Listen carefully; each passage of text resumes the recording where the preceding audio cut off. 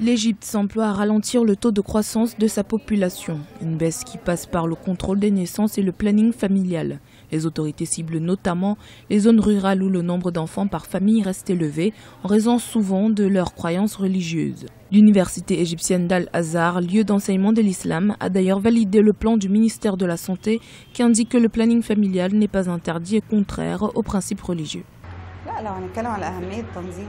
Si nous parlons de l'importance du planning familial, je pense que c'est l'un des sujets principaux que le gouvernement devrait commencer à traiter. D'abord, sur le plan personnel, les familles, et notamment les pères, devraient réfléchir avant de donner naissance à des enfants. Que cela rende le contrôle des naissances très important pour eux, autant que l'eau et l'air.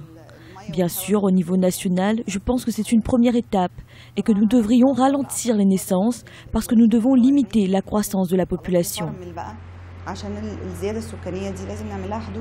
Cette initiative est particulièrement soutenue par le président de la République Abdel Fattah al-Sisi qui estime que la croissance démographique trop forte est un obstacle au développement. L'Égypte est le pays le plus peuplé du monde arabe avec 93 millions d'habitants et devrait arriver à 128 millions d'ici 2030 si le taux de fécondité de 4000 naissances pour 1000 femmes est maintenu.